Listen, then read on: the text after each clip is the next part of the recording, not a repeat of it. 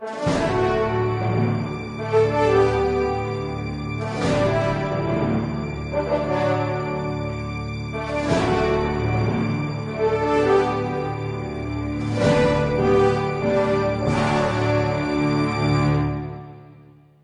falar para vocês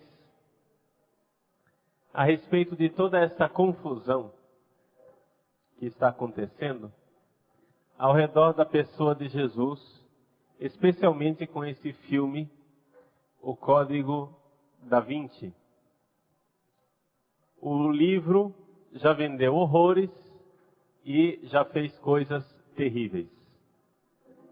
O filme fará coisas ainda mais terríveis, porque, principalmente no nosso Brasil guaranil, onde se lê pouco, mas se assiste muito filme, não é? O mal que vai acontecer é justamente este. Qual é o argumento do filme?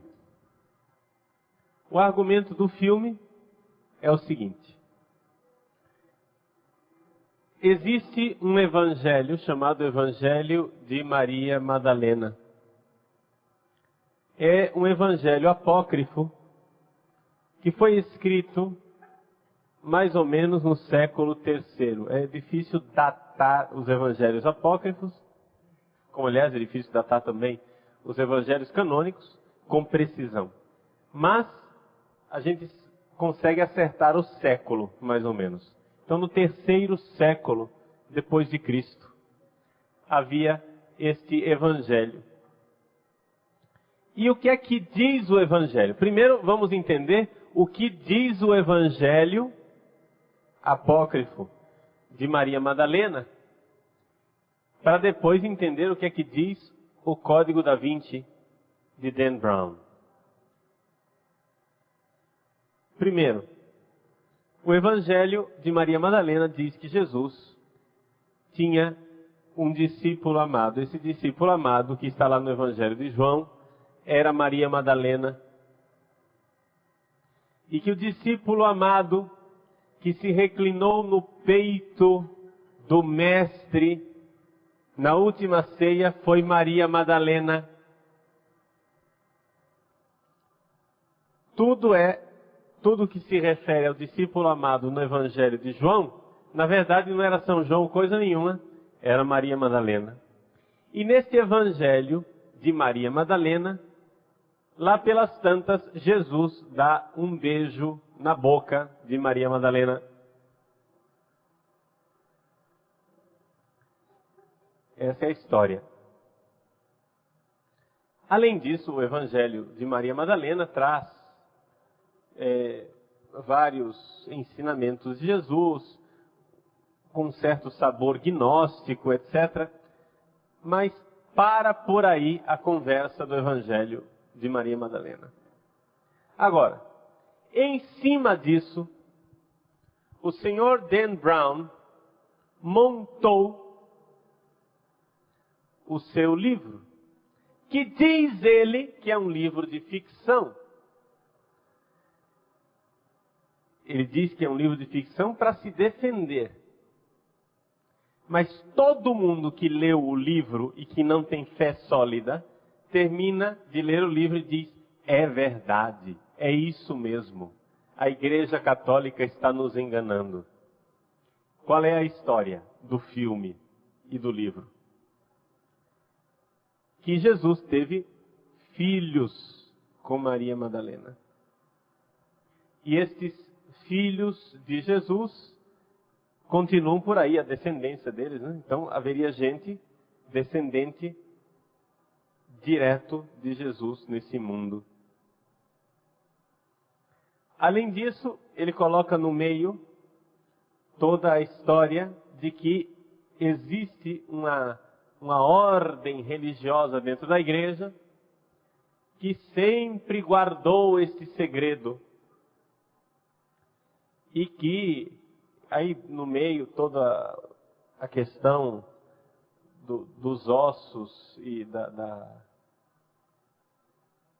dos ossos de Santa Maria Madalena, o Santo Graal, uma confusão. Eu não vou entrar nos detalhes, quiserem os detalhes, comprem o livro e leiam, né? Ou, se estiverem com preguiça, vão ao cinema e assistam um filme. A única tristeza que dá de assistir esse filme é de dar dinheiro para um salafrário. Essa é a tristeza que dá de assistir o filme. Eu não vou assisti-lo, pelo menos não nos cinemas, para não dar dinheiro à toa, né? Depois, quando sair o DVD, etc e tal, pode ser que eu assista. Mas ainda não decidi essa história do cinema. Eu estou simplesmente repugnando a ideia de dar dinheiro para esse sem vergonha. Mas tudo bem. O problema não é esse. O problema é que o livro, ele é tão absurdo, tão cheio de coisas mirabolantes. Então eles dizem, a ordem que guardavam os templários durante a Idade Média, e agora os sucessores dos templários nos dias atuais é a Opus Dei, né? E inventam coisas com relação ao Opus Dei que não tem nada a ver com a Opus Dei, tal qual ela é. Por exemplo, chegam ao absurdo de dizer que a Opus Dei, eles usam hábito. A Opus Dei não usa hábito. Se o típico do Opus Dei é a santificação no mundo, né? Eu conheço membros do Opus Dei, só para contar uma historinha, lá em Roma, nós cantávamos uma missa em gregoriano, todos os domingos, na igreja de Santo Apolinare, que quem cuida é o Opus Dei. E um rapaz do Opus Dei estava na sacristia, quando nós estávamos lá ensaiando, e ele sabia ler os cantos gregorianos, cantou conosco, e aí ficou empolgado. Posso cantar com vocês? Pode. Quando chegou na hora da missa, demos uma túnica para ele. Põe a túnica, está de gravata e paletó. O guri amarelou e deu no pé. Eles não colocam túnica, mas nem que você pague $1 milhão para eles. Por quê? Porque é o carisma do Opus Dei ser secular, do mundo. Então eles não se vestem de padre de jeito nenhum. No livro do Dan Brown, não somente, eles têm hábito, eles vestem hábito, imagina. Quer dizer, são inverdades e coisas com relação ao Opus Dei que não tem cabimento. Bom, qual é o problema dessa história toda? O problema é que o filme quer convencer as pessoas através da má fama da Igreja Católica. Ou seja, a Igreja Católica sempre trapaceou todo mundo, a Igreja Católica está nos trapaceando, escondendo o fato de que Jesus era casado e teve filhos. O argumento do filme é mais ou menos o seguinte. E vocês imaginem um animal. Parece um pato. Tem bico de pato. Tem asa de pato. Tem rabo de pato. Anda como um pato. Faz quá-quá. Mas, justamente por isso tudo, deve ser um dromedário disfarçado de pato amando da Igreja Católica. O argumento do filme é louco desse tamanho. Essa é a loucura do argumento. Entendem? Ou seja, não existe nenhuma prova histórica de que Jesus tenha se casado com Maria Madalena. Nem os evangelhos apócrifos falam que Jesus tenha se casado com Maria Madalena, porque o evangelho de Maria Madalena, que é falso, mas até na falsidade do evangelho de Maria Madalena, Jesus não está casado com ela, não teve filho com ela. Ela é a discípula amada. Só isso. Mas até os evangelhos apócrifos não falam nada disso.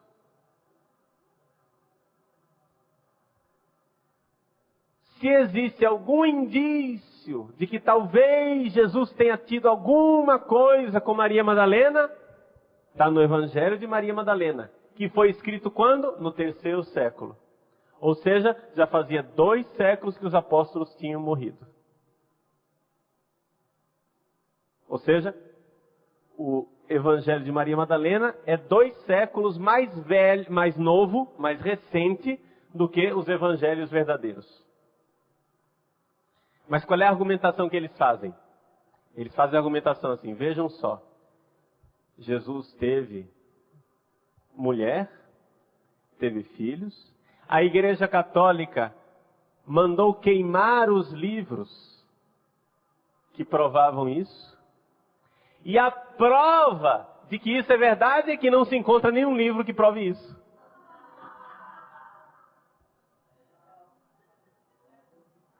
A prova cabal de que a Igreja Católica mandou queimar todos os livros que provam isso é que não se encontra nenhum livro. Olha que beleza. Entendeu? Então, parece um pato. Tem todo aspecto de pato, mas deve ser um dromedário disfarçado de pato a mando da Igreja Católica, entendeu? Porque a Igreja Católica é má. Ou seja, o argumento é absurdo. O argumento é absolutamente absurdo. Mas eu gostaria de alargar a visão de vocês para que vocês não enxergassem só o Código da Vinci, do Dan Brown. Então, só para entenderem por que Código da Vinci, né? O Leonardo da Vinci sabia de toda essa história. E é por isso que o Leonardo da Vinci, quando pintou o quadro da Última Ceia, aquele quadro famoso da Última Ceia de Leonardo da Vinci, que vocês têm pendurado no refeitório de vocês, na sala de jantar de vocês. Muito bem. Olhem para São João naquele quadro. Vocês vão ver que tem todo aspecto de uma mulher. Dan Brown diz, está vendo? É Maria Madalena. É Maria Madalena. Então, vejam, é importante a gente enxergar que atrás disso tudo tem um movimento mundial para acabar com a fé em Jesus Cristo. E o negócio aqui não é só o Evangelho de Maria Madalena, do Código da Vinci. É que de vez em quando eles aparecem com um evangelho diferente. Por exemplo, agora na Semana Santa apareceu o Evangelho de Judas. Qual é a história do Evangelho de Judas? É que Jesus traiu Judas. É o contrário, né? Não foi Judas que traiu Jesus. Mas foi Jesus quem traiu Judas. Ou seja, Jesus disse, Judas, vai lá. Você vai me entregar, você vai me ajudar a eu me livrar do meu corpo. Você vai ser o meu grande amigo. Você que vai me ajudar. Porque você me entregando aos carrascos, eles vão me matar e vão me livrar do meu corpo. E eu vou ficar livre do meu corpo. Olha que beleza. Obrigado, Judas. Você vai ser mal falado. Paciência. Mas você fez uma grande coisa. Ou seja, em palavras pobres, o Salvador é Judas. O traído é Judas. Jesus só se aproveitou da situação. Agora vejam só. Tem esse evangelho e tem tantos outros evangelhos. Eu poderia pegar aqui outros evangelhos, mas a pergunta nossa e a pergunta radical que a gente deve fazer e que a gente tem que compreender é justamente a seguinte: qual é o Jesus verdadeiro? E é esta a dúvida que esse movimento quer colocar na sua cabeça. Eles querem que você se pergunte qual desses Jesuses é o Jesus verdadeiro. Para usar um parâmetro, vamos pegar esse âmbito sexual de Jesus.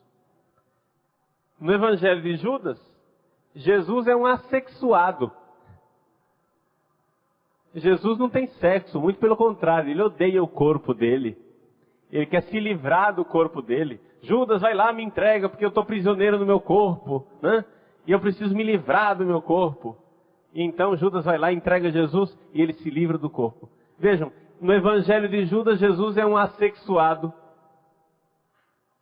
Já no evangelho de Maria Madalena, quem é Jesus? Jesus é um heterossexual, casado, feliz, contente com filhos. Qual desses dois é o Jesus verdadeiro? O que odeia o corpo e morreu e ponto? Ou o Jesus que casou com Maria Madalena e deixou filhos? Porque, aliás, importante, Jesus não morreu na cruz. Ah, tem essa também. Jesus não morreu na cruz. Não é? Tiraram ele da cruz meio morto, meio vivo. E aí depois inventaram essa história de que ele ressuscitou. Aí depois ele se recuperou, ficou com Maria Madalena e foram felizes para sempre. Para sempre, né? E Jesus morreu de velho. Qual desses dois Jesus? Um Jesus assexuado ou um Jesus heterossexual, pai de família? Ou então, vamos pegar um terceiro Jesus, um Jesus pedófilo. Jesus homossexual pedófilo. Tem também. Né? No Evangelho Apócrifo de Marcos. O Evangelho Apócrifo de Marcos, um evangelho que foi descoberto, né, no Egito, também ele tardio, ou seja, terceiro, quarto século, era um evangelho escrito por uma seita chamados carpocracianos. Bom, o fato é o seguinte, Jesus, se vocês forem ver lá no Evangelho de Marcos, tem uma história de que tinha um rapaz no Horto das Oliveiras, olhando Jesus ser preso, e ele estava nu, envolvido num lençol. Não tem no Evangelho de Marcos, lá no jardim? Então, Jesus estava sendo preso e o rapaz pelado, envolvido no lençol. Quem era esse rapaz? Bom, esse rapaz, pegaram esse gancho dessa história do menino pelado, que o guarda foi lá, pegou ele pelo lençol e ele saiu correndo pelado. Pegaram isso daí e fizeram a história. Jesus encontrou esse rapaz era muito amado por Jesus, era o discípulo amado, que aqui não é mais Maria Madalena, é esse menino. E esse discípulo amado, um dia foi até o quarto de Jesus, nu, só envolvido num lençol. E aí, chegou lá, ele se deitou com Jesus, e Jesus passou a noite explicando para ele os mistérios do reino de Deus. Pode rir, porque é risível mesmo. Pode rir porque é ridículo. Tá bom? Então, qual desses três Jesuses? O Jesus assexuado do Evangelho de Judas? O Jesus heterossexual, pai de família do Evangelho de Maria Madalena? Ou o Jesus pedófilo do Evangelho Apócrifo de Marcos? Qual dos três? Vejam, qual é a argumentação desse pessoal? É mostrar para você que existem vários escritos antigos com vários Jesuses diferentes e dizer para vocês, estão vendo? A Igreja Católica, ela pegou um Jesus oficial, queimou todos os outros livros e proibiu que você tivesse acesso a esses outros Jesus. Mas qual deles é o Jesus verdadeiro? Eles dizem, todos e nenhum. Porque não é possível ter acesso a Jesus. A gente lê todos esses evangelhos para pegar a verdade que interessa na hora que interessa, do Jesus que interessa. Aqui é que está a coisa. E vejam, de fato, é verdade que a Igreja Católica perseguia esses livros. E pergunto, e você católico hoje, promoveria esses livros? Não. Os bispos tiveram juízo e condenaram esses livros.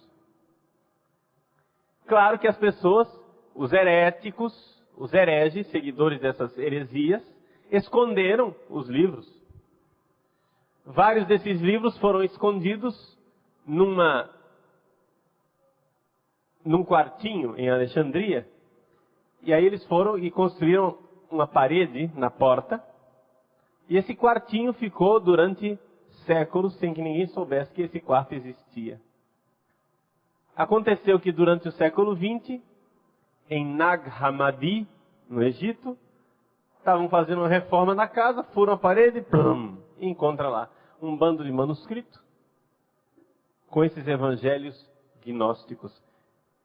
Evangelhos estes que nós já sabíamos que eles existiam. Atenção, hein?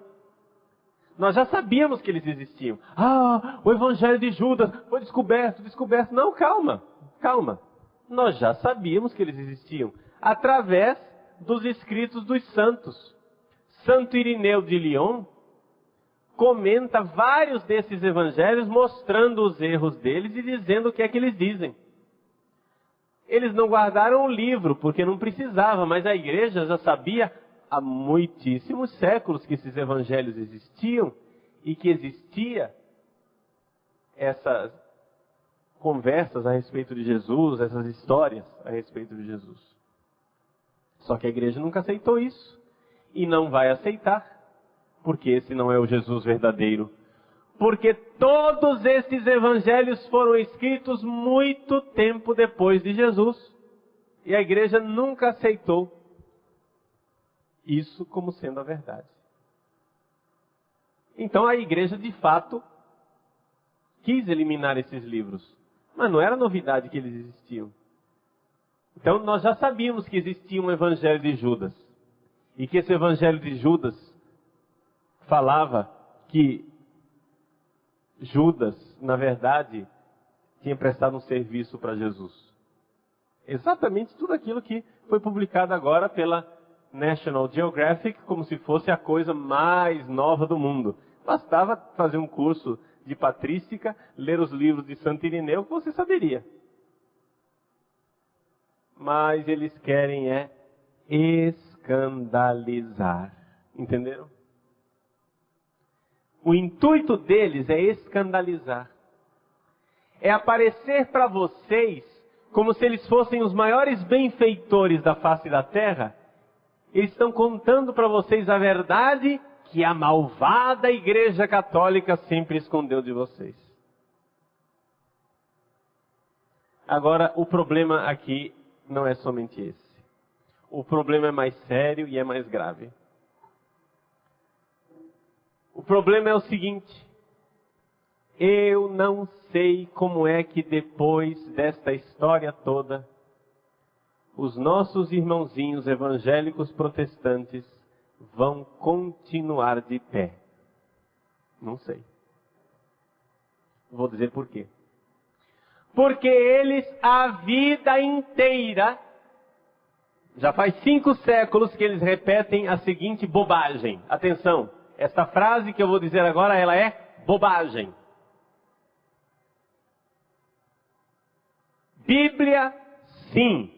Igreja, não. Eu acredito na Bíblia. Eu não acredito em nenhuma autoridade da igreja. Eu não acredito nesses bispos, nesse papa. Né? Isso é tudo a besta fera. Isso é tudo gente terrível que está aí querendo acabar com o cristianismo. Eles falam mal da Igreja Católica a vida inteira.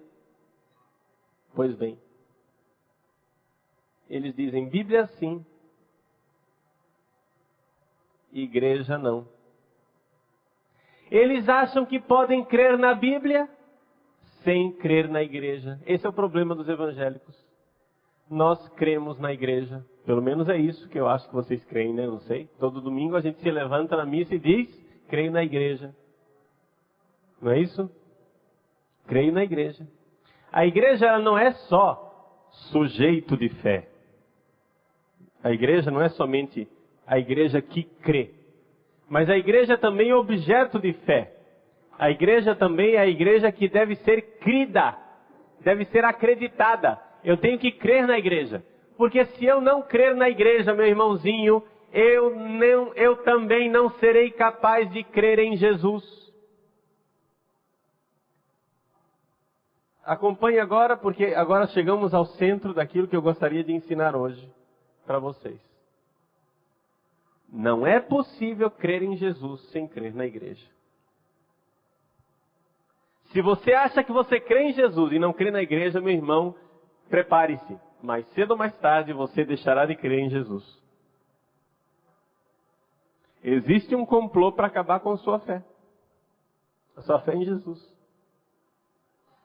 Que passa justamente pelo caminho da argumentação protestante. Ou seja, o diabo primeiro usa o argumento dos evangélicos. A Bíblia é tudo, a Bíblia é tudo, a Bíblia é tudo. Depois que o diabo colocou isso na sua cabeça, que a Bíblia é tudo,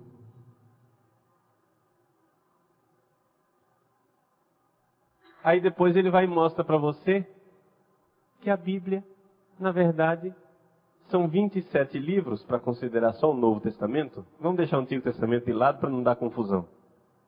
Né?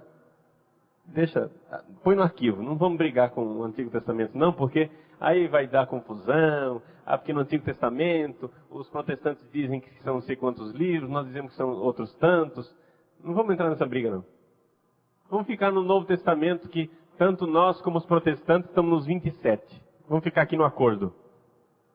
27. O problema é que esses 27 livros são 27 livros escolhidos pela igreja.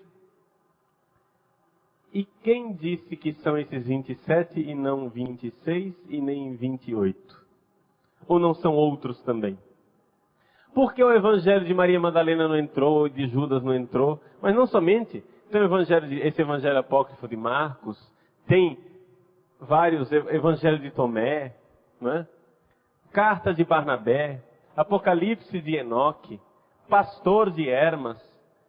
Gente, se vocês forem nas livrarias, eu queria por favor, comprar os livros apócrifos do Novo Testamento. Você compra, gente, é um catatal de livro, é outro Novo Testamento.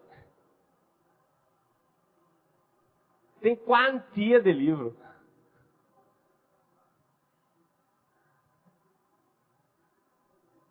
E agora? Qual desses livros é o livro verdadeiro? Os evangélicos protestantes estão na ingenuidade tola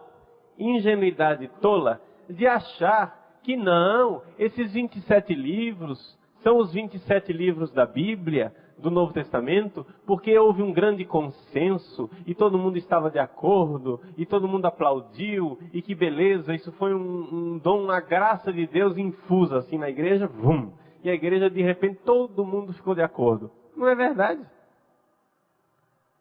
Para saber quais eram os 27 livros do Novo Testamento, gente, foi uma briga que durou 3 séculos.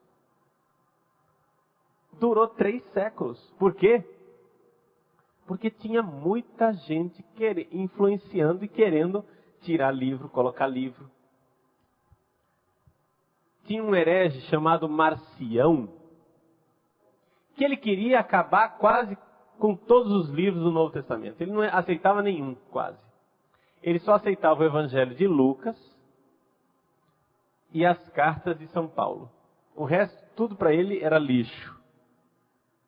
Então, o cânon, a lista dos livros do Novo Testamento para Marcião era um punhadinho de livros só. O resto tudo ele jogava fora.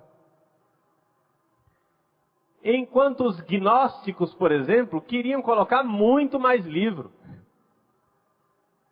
Queriam um cânon super lotado. Quer dizer, tinha gente querendo menos, tinha gente querendo mais, tinha gente querendo outros.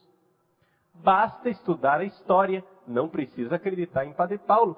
E é verdade aquilo que esse pessoal está dizendo por aí. Os livros do Novo Testamento foram uma escolha da igreja. É verdade. Só que tem um detalhe.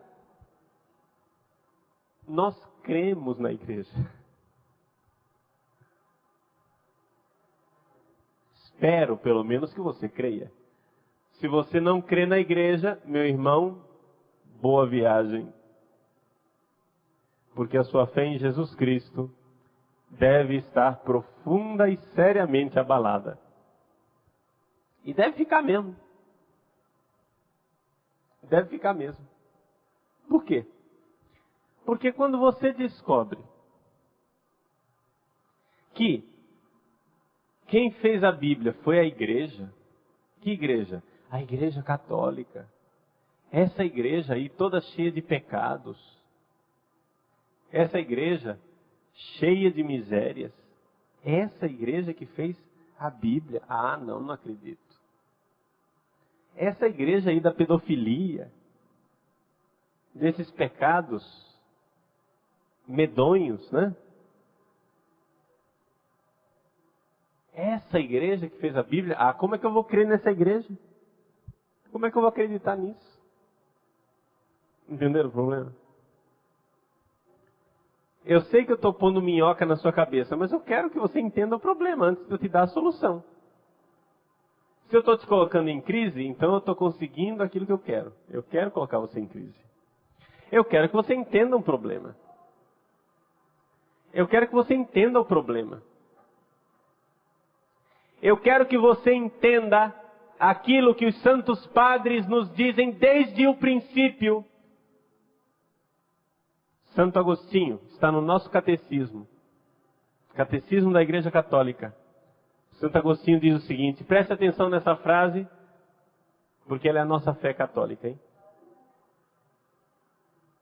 Ele diz assim: eu não creria nos evangelhos se a isso não mandasse a Santa Igreja Católica.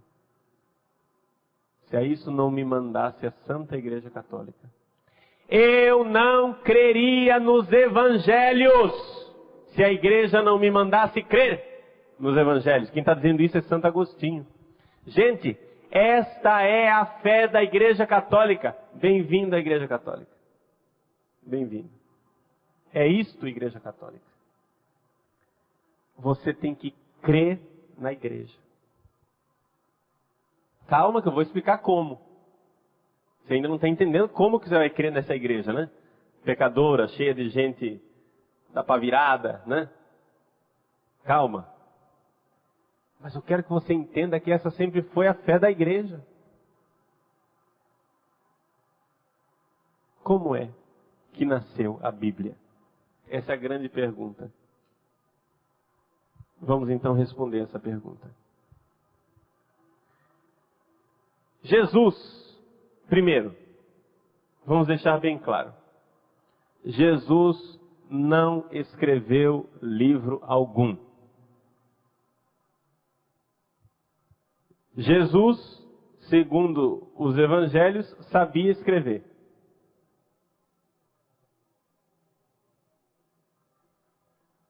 Por quê? Porque ele leu na sinagoga de Nazaré o livro do profeta Isaías. Quando trouxeram a pecadora arrastada até os pés deles, ele começou a escrever na areia. Então, sinal de que ele sabia escrever. Mas Jesus não deixou nada escrito.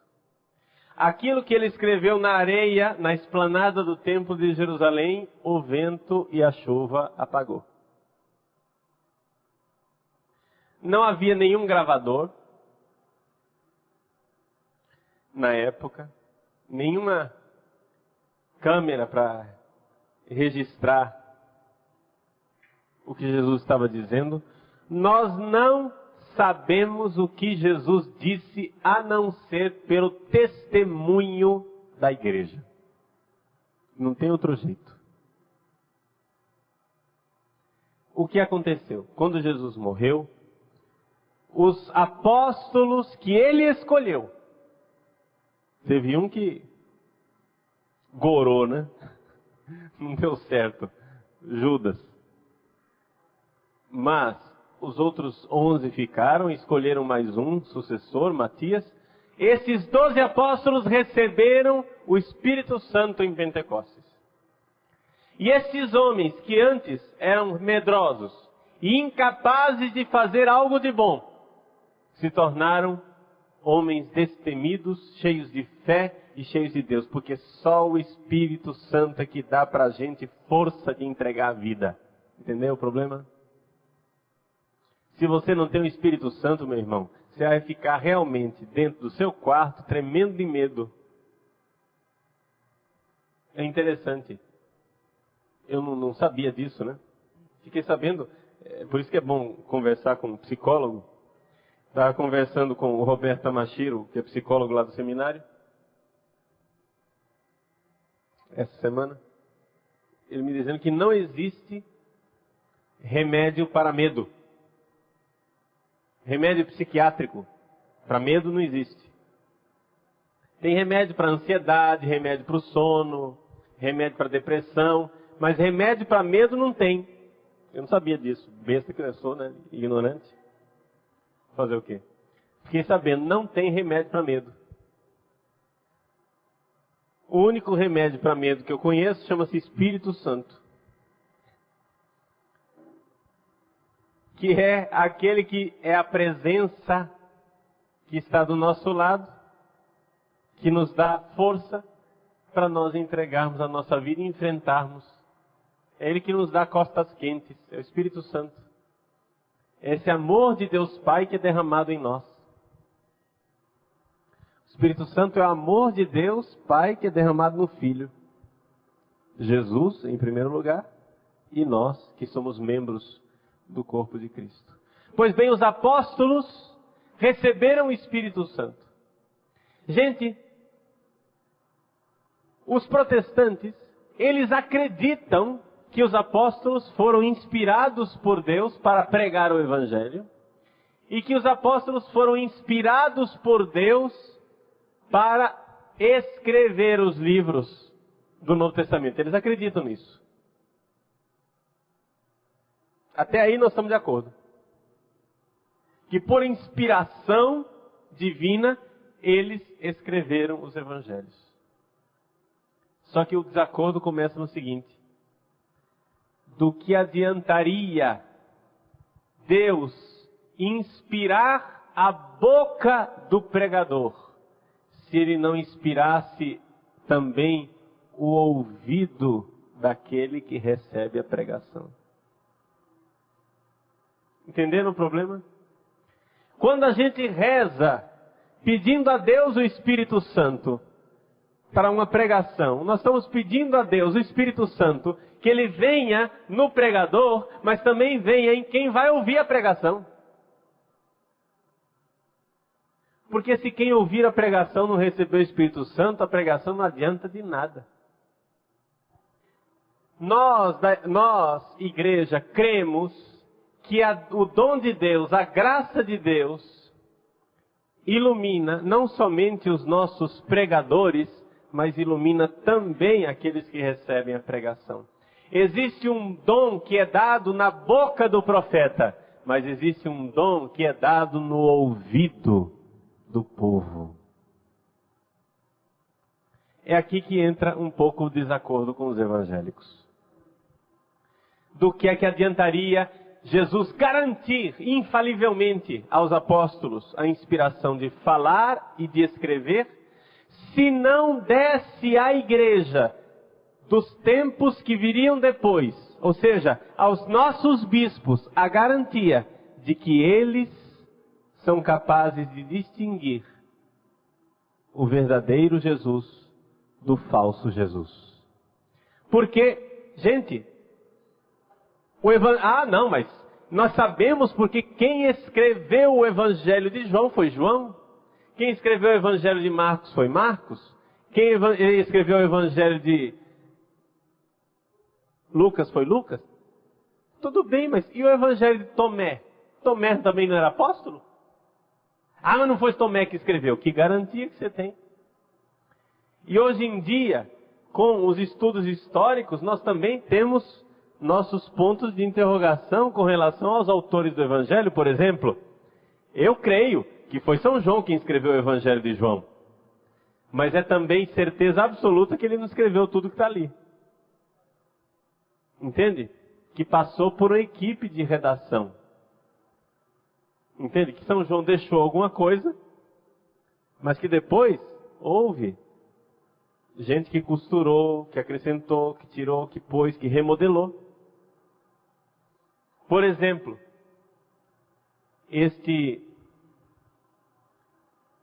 essa passagem do Evangelho que eu citei para vocês, da adúltera que é arrastada lá nos pés de Jesus, né?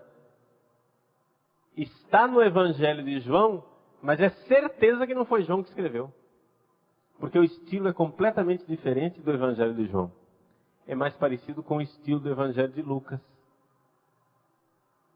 Então é possível que fosse do Evangelho de Lucas que terminou lá, ou então alguém que escrevia no estilo de Lucas. Não sabemos. Quando que nós vamos saber isso? No céu.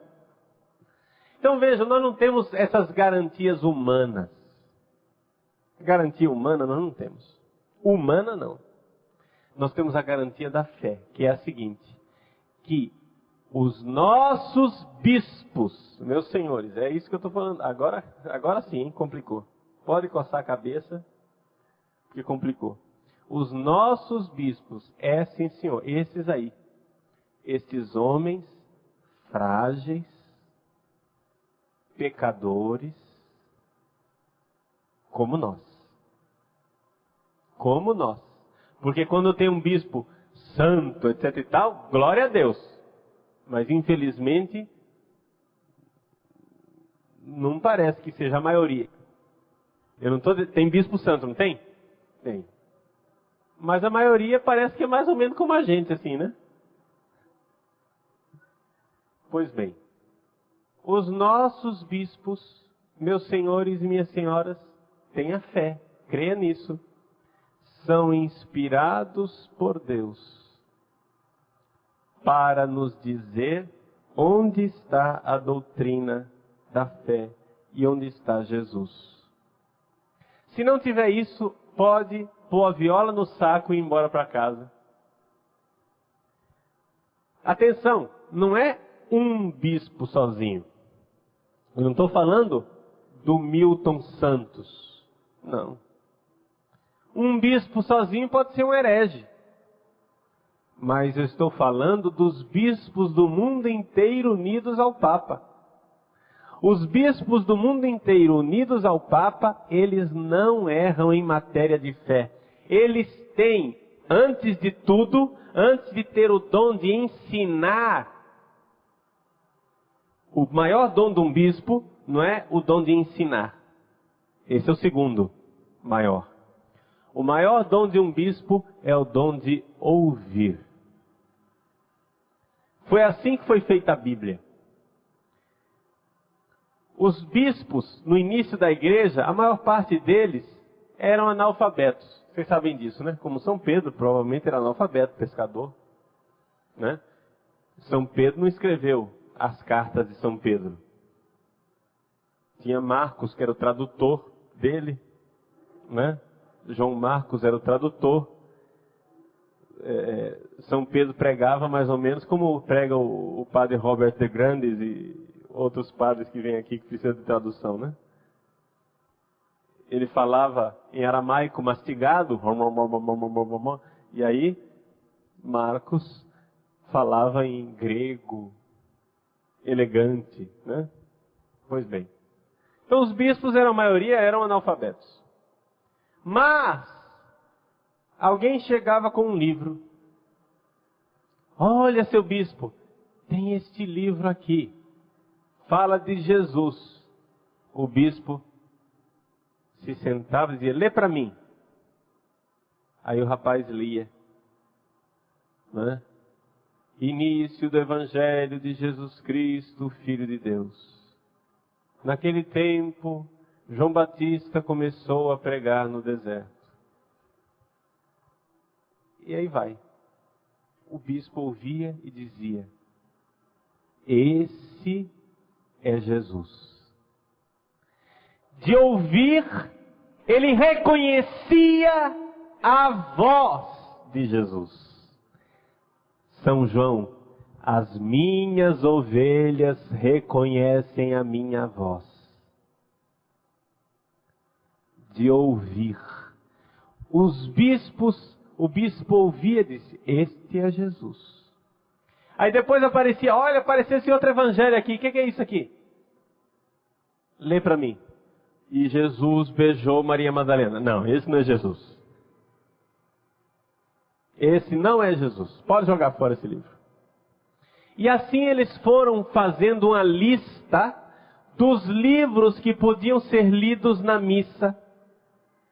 Foi assim que nasceu a Bíblia. A Bíblia nasceu na missa, gente. A Bíblia nasceu na missa. A lista que os bispos tinham dos livros que podiam ser lidos na missa. E é interessante como no final do segundo século já existia uma lista universal, assim, já que era consenso para todo mundo. Essa lista, hoje nós sabemos que ela já existia, porque no século XIX, um famoso estudioso de paleografia estava lá numa biblioteca em Milão e achou um pedacinho de papel assim velho. Que pedacinho é esse? Que papelzinho é esse? E foi ver um texto grego antigo. Foi ver o que era. Era uma lista dos livros do Novo Testamento do final do segundo século. Essa lista é o chamado fragmento de Muratori. Muratori é o cara que descobriu. Então o fragmento de Muratori do final do segundo século já nos diz que a igreja já tinha no final do segundo século uma lista dos livros que podiam ser lidos na missa e dos livros que não podiam ser lidos na missa. Então vejam que isto era através de uma inspiração. A inspiração de Deus nos bispos que reconhecem a voz de Jesus.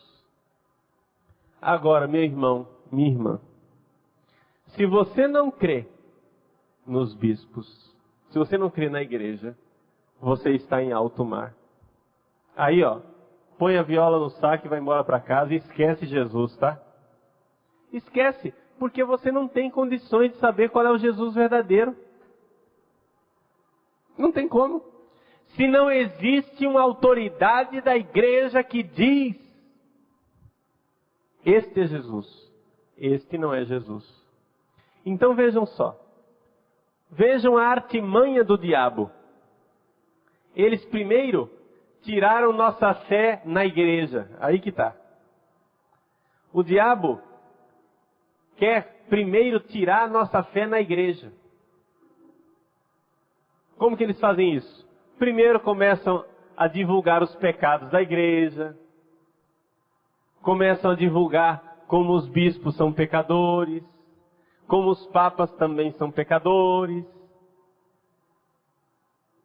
E aí depois que você ficou escandalizado e perdeu a fé na igreja, você diz: não, mas o que é importante é minha fé em Jesus. Porque eu creio em Jesus. Igreja não interessa. O que creio é Jesus. Quanta gente fala isso? É ou não é verdade? Católico, gente, falando isso. Católico falando isso. Quem sabe, Deus o livre, mas não sei, né? Quem sabe você já falou isso um dia.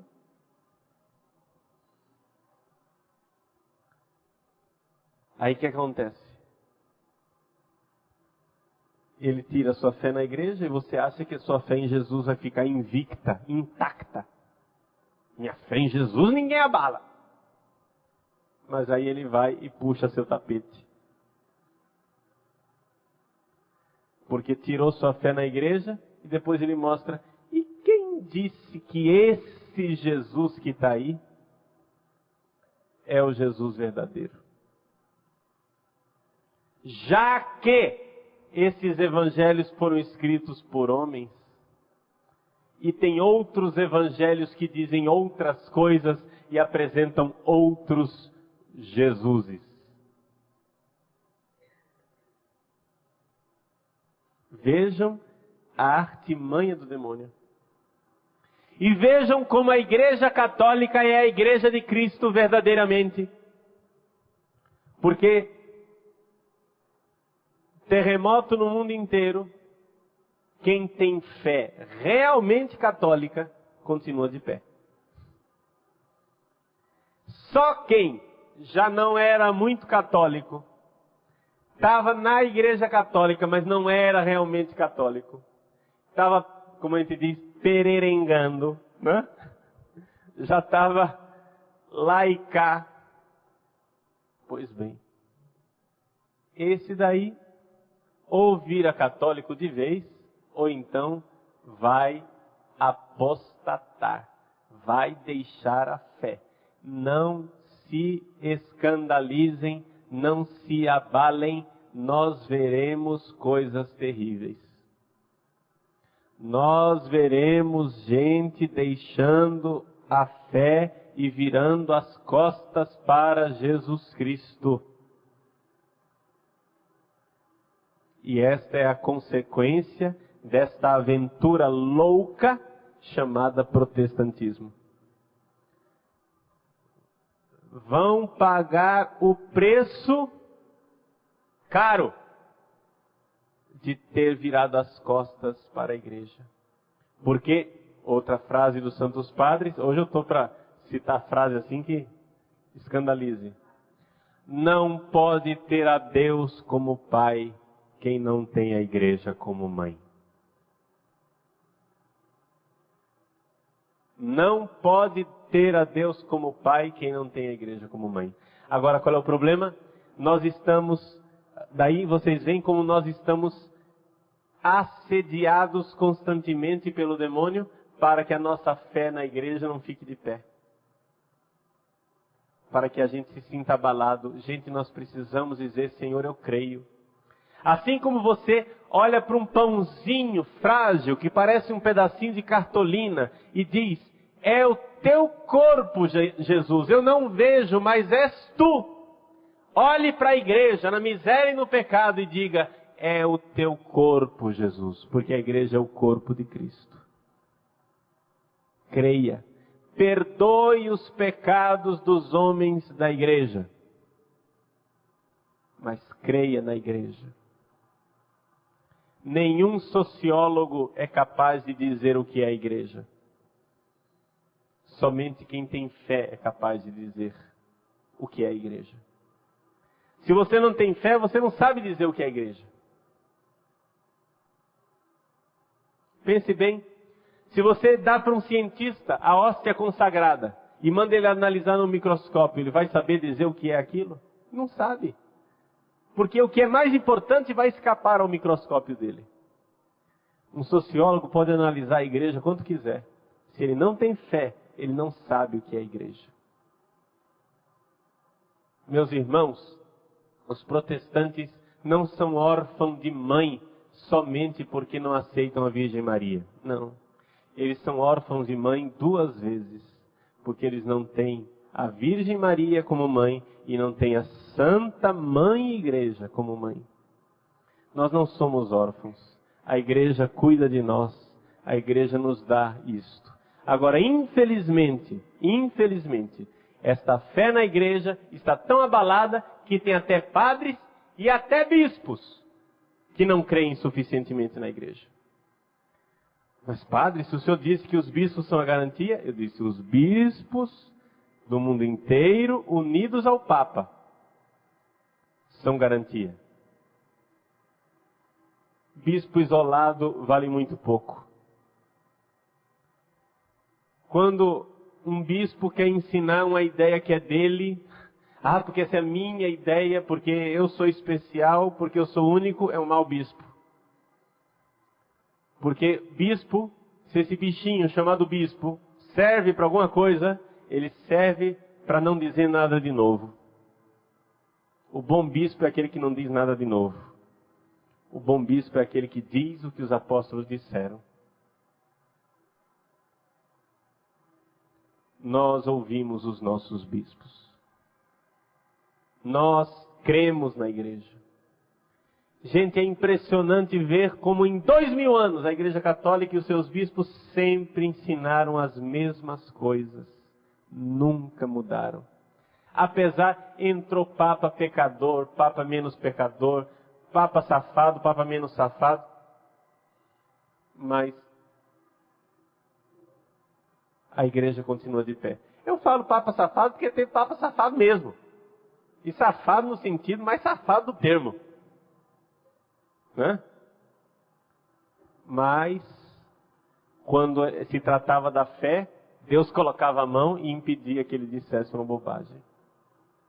Então nós cremos, gente. Nós temos fé na igreja. Então, não se deixe abalar por essas campanhas contra Jesus. A vacina contra o Código da Vinci e essas outras coisas que estão aí, não é a gente continuar a dizer, eu creio em Jesus, eu creio em Jesus, eu creio em Jesus. Porque isso daí é verdade, eu creio em Jesus. Não é para... Mas é que o problema está na base. Você tem que aumentar sua fé na igreja, porque senão você vai perder a fé em Jesus. Então, creiamos na igreja, amemos a nossa mãe, perdoemos as suas rugas, os seus pecados, as suas fraquezas e continuemos na grande e santa Igreja Católica.